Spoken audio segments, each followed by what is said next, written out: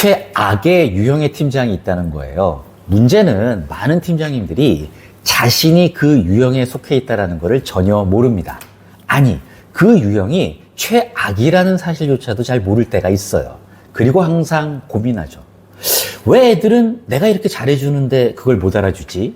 왜 애들은 나처럼 일하지 않지? 그리고 자기 때문에 회사를 그만두는지도 모르면서 그저 요새 애들은 근성이 없다느니 그래가지고 사회생활을 어떻게 하겠느냐니 하면서 혀를 끌끌 찹니다. 팀장 생활하기 힘드시죠? 리더 좀 안 했으면 좋은데 내게 맡긴 회사가 원망스럽진 않으세요? 팀원들 때문에 스트레스 받으시고 있나요? 팀장이 되어서 너무 많은 스트레스와 불편으로 힘들어하시는 초보 팀장님들, 이미 팀장 된 지 꽤 됐는데도 여전히 힘들어하시는 우리 중견 팀장님들, 팀원들이 생각하는 최악의 팀장 유형을 말씀드리려고 합니다. 제가 이걸 말씀드리면 스스로 한번 물어보세요. 혹시 나는 이 유형이 아닌가? 그리고 빠르게 벗어나시기 바랍니다. 당신이 최악의 팀장에서 벗어나는 가장 첫 번째는요, 나도 최악의 팀장의 유형일 수 있다는 걱정과 반성으로 스스로 점검하는 것부터 시작해야 될 것입니다. 최악의 유형의 첫 번째는요, 지나치게 디테일하게 간섭하는 팀장입니다. 팀원이 신상품 기획안을 가져왔는데 전체적으로는 잘 작성이 됐습니다. 그런데 뒤쪽에 참고하라고 첨부한 시장 추정치 계산을 보다가 한마디를 합니다. 김대리, 이거 시장 점유율 계산한 거 제대로 한 거 맞아? 야, 계산 방식이 잘못됐는데 계산이 안 맞아. 아닙니다, 팀장님. 이거 가중치 추가하면 계산이 맞습니다. 에이, 이런 정신 나간 친구. 야, 점유율 추정에 누가 가중치를 이렇게 추가하나? 이런 보고서를 어떻게 상무님께 올려? 김대리는 이후에 말이 없습니다. 다음날 깨달았습니다. 김대리의 계산이 맞았다는 것을요. 작년 말에 회사에서 시장 점유율을 예측할 경우에는 전년도 성장률을 반영하라는 실무 편람이 바뀌었다는 걸 팀장은 인식하지 못하고 있었던 겁니다. 실무에서 일 잘하던 사람도요, 팀장이 되면 디테일이 떨어질 수밖에 없습니다. 그런데요, 많은 팀장님들이요, 여전히 아집을 갖고 계세요. 팀장님, 그거 틀렸습니다. 이거 바뀌었습니다. 라고 팀원이 말했을 때 그것을 용납 못하는 팀장님들이 꽤 많이 계십니다. 야, 내가 경력이 얼만데 이 자식 봐라? 이때 자신의 실수를 인정하고 사과하면 됩니다. 그걸로 끝이에요. 근데 대부분의 팀장님들은 그렇지 않습니다. 겨우 그래? 뭐 내가 잘못 봤네. 이러면서 전혀 본질과 상관없는 디테일을 계속해서 참견하기 시작합니다. 야, 김대리, 이 부분 표현이 좀 그렇지 않아? 그래프 색깔이 너무 우울해. 글자 간격이 너무 좁다. 디테일이 정확하던 정확하지 않던 팀장이 자꾸 간섭하게 되면 팀원들은요, 자신의 노력으로 이 부분을 더 이상 채우려고 하지 않습니다. 아니, 어차피 자신이 노력해봐야 결국 팀장이 수정할 건데. 그러니 좋든 아니든 생각 없이 그냥 시키는 대로 하려는 생각밖에 안 한다라는 얘기입니다. 팀장은요, 팀원들을 관리하는 것이지 감독하는 게 아닙니다. 한번 생각해 보세요. 혹시 내가 너무 많은 디테일을 챙기려다가 팀원들의 솟구치는 아이디어와 의욕을 틀어막고 있는 것이 아닐런지요. 두 번째, 자기의 책임을 전가하는 팀장입니다. 상무님이 관심이 많으신 프로젝트의 PM이었던 팀장이 업무 배분을 제대로 못했습니다. 과도하게 프로젝트 팀원인 최 과장에게 많은 업무가 부여되었고요. 다른 팀원들은요, 상대적으로 여유가 있었습니다.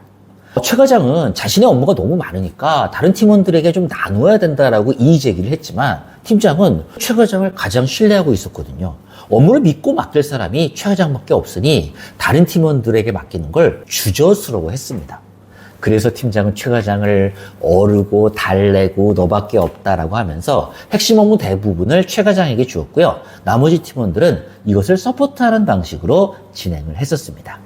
최 과장은요, 최선을 다했습니다. 그런데 결국 과도한 업무의 일정을 못 맞췄고요. 결국 전체 프로젝트가 연기되어야 되는 상황이 발생했습니다. 상무님께서 프로젝트 참가자 전원이 모인 회의에서 이유를 물어보자 팀장이 이렇게 대답을 하는 겁니다. 상무님 글쎄 최 과장이 앞단에서 좀 빨리 치고 나갔어야 되는데 시간을 너무 많이 잡아먹었습니다. 저도 예상하지 못했던 부분이라서요. 전체 일정을 다시 한번 조율해 보겠습니다. 모두가 모인 회의에서 윗사람에게 아랫사람에게 책임을 전가하는 전형적인 최악의 팀장입니다. 팀장은요, 실무자를 보호해야 됩니다. 실제로 팀원이 100% 잘못했다 하더라도 자신이 책임지는 모습을 보여야 팀원들에게 신뢰를 받죠. 그런데 본인 스스로가 최 과장의 요청을 거절해놓고 최 과장의 핑계를 대는 것은 최악의 모습을 보여준 겁니다. 이런 팀장을 누가 믿을 수 있느냐라는 거죠. 최악의 팀장 세 번째, 일을 명확화하지 못한 상태에서 지시하는 팀장입니다. 본부장께서 업무 지시를 받은 팀장이 이를 다시 실무자인 이대리에게 전달합니다. 이대리, 그 본부장님께서 말이야, 이번 임원회의에 사내 동아리 운영 방안에 대해서 올리신다고 하니까 그 보고서 좀 정리해줘? 이대리가 물어보죠. 어떤 내용으로요? 예산도 너무 많이 쓰고 동아리 종류도 너무 적다고 걱정하시네? 그럼 예산을 줄이는 방안으로 정리해야 되나요? 아니면 동아리 종류를 확대하는 방안으로 정리해야 될까요? 난 일단 말이야, 본부장님 말씀하시는 거 그대로 전달하는 거야. 팀장님, 그럼 두 개가 충돌되는데 방향을 좀 잡아주시, 일단 김대리가 해와봐. 그럼 같이 한번 상의해보자고. 윗사람이나 고객이 말한 내용을 그대로 실무자에게 전달을 합니다. 맥락도 없고 방향도 없고 그러다 보니 충돌되는 문제도 한두 가지가 아닙니다. 질문을 하면 우유부단하게 알아서 해오라고 합니다. 본인이 윗사람에게 정확한 방향 지시를 못 받아오고 제대로 파악을 안 되니까 지시도 명확하지 않고 실무자는 같은 일을 수십 번 반복해야 되는, 그러면서 수정을 해야 되는 아주 최악의 팀장인 것입니다. 지시를 할 때는요, 명확하게 해줘야 할 부분들이 있습니다. 예를 들면 정확한 목표, 반드시 포함되어야 될 내용, 충돌되는 의제에 관련된 우선순위 정리, 그리고 아웃풋 이미지의 분량 정도는 좀 사전에 알려줘야 팀원이 거기에 맞춰서 일을 할 수가 있습니다. 본부장이 그런 지시가 없었다면 팀장은 물어봤어야 되는 것이고요. 최소한 본부장의 그런 지시를 못 받았으면 팀장 스스로가 정확하다고 생각하는 또는 적절하다고 생각하는 가이드라인 정도는 팀원에게 제시했어야 되죠. 네 번째 최악의 팀장은요, 정치를 잘하는 자신의 성공 방식을 팀원에게 요구하는 팀장입니다. 사실은 팀장들마다 자신만의 성공 방식이 있습니다. 이 중에서 정치에 밝아서 성공하는 팀장들이 또 있어요. 고객의 문제를 해결하고 시장의 본질에 밝아서 일을 해낸 것보다는 윗사람의 스타일을 잘 알아서 거기에 적절하게 대응해서 성공한 팀장들이죠. 보고서 작성 스타일부터 점심 메뉴 고르기, 옆에서 보좌하면서 적절한 농담하고 유감부서 사람들과 술자리 만들고 임원 일정 파악해서 회사의 다양한 정보를 빠르고 신속하게 그리고 조용하게 보고하는 등, 어쩌면 이런 팀장들은요, 자신의 성공 방식에 대한 확신이 있습니다. 그리고요, 자신의 팀원들에게 동일한 방식을 요구하기도 합니다. 아니, 요구는 하지 않더라도요, 그렇게 하지 못하는 팀원들에게 되게 짜증을 냅니다. 사실은 이런 부분들을 잘 모르는 팀원들은요, 팀장이 이런 경우 되게 불편합니다. 정치의 성공 방식이 안 맞는 팀원을 번아웃 상태로 이끌 뿐이라는 것을 꼭 기억하시기를 바랍니다. 최악의 팀장 다섯 번째, 마지막입니다. 감정 기복이 심한 팀장입니다. 시시각각 감정 기복이 심하고 이것을 그대로 드러나는 팀장이 있습니다. 아침에 출근할 때는요, 인사하면 기분 좋게 받습니다. 좋은 아침이야. 근데 오전 회의에서 실적 때문에 한 소리를 듣고 나서는 기분이 안 좋습니다. 팀원들을 모으죠. 얘들아, 내가 사표 써야 니들이 일 좀 하겠냐? 야, 사표 가져와라. 나 사표 써야 그래 얘네들 일하나 보다. 점심 먹으러 갈 때는 좀 괜찮아요.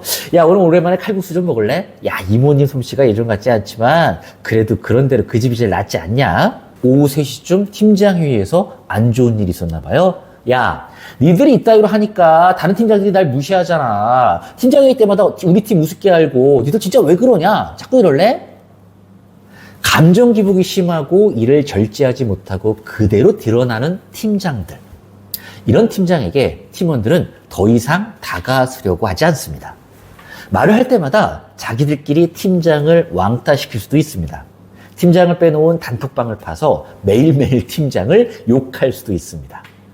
아무도 직접 뭐라 하지 않아서 괜찮은 줄 알았다고요? 팀원들은 생각할 겁니다. 팀장은 본인이 비정상인 것을 왜 아직도 모르냐라는 거죠. 이럴 때는요, 모든 행동에 멈춤이 필요합니다. 자신의 부정적 감정이 조절 안 된다는 것을 느끼면 일단 뭐든지 중간에 멈추고 그 상태에서 30초만 심호흡을 해보시기 바랍니다. 훨씬 감정이 제거되어 건조된 말을 하실 수 있을 것입니다. 자, 이상 5가지 유형을 말씀드렸습니다. 혹시 여러분에게 해당되는 사항이 있습니까? 없다고요? 안심하기는 이릅니다. 팀장이 본인 스스로를 판단하는 것은 사실상 거의 불가능하기 때문이죠. 그래서 제가 좋은 방법을 하나 알려드리겠습니다. 좀 친한 옆에 팀의 팀장님과 상의를 해보세요. 그 팀장님이 가장 믿을 수 있는 그 팀의 팀원에게 우리 팀원들이 팀장을 어떻게 생각하는지를 수집하게 하는 겁니다. 그리고 그 수집된 평판을 가감없이 듣고 본인에게 전달해 달라고 하는 거죠. 스스로 변화를 하고 싶다면 자신에 대한 정확한 피드백을 아프지만 진지하게 수용하는 것도 아주 중요한 것이 아닐까라는 생각을 해봅니다. 오늘은요, 최악의 팀장 유형에 대해서 여러분들에게 설명드려봤습니다. 지금 늦지 않았습니다. 당신은 어떤 유형인지를 꼭 확인해 보시기 바랍니다. 자, 오늘 내용이 좋았다면요, 구독, 좋아요 부탁드리겠습니다. 대단히 고맙습니다.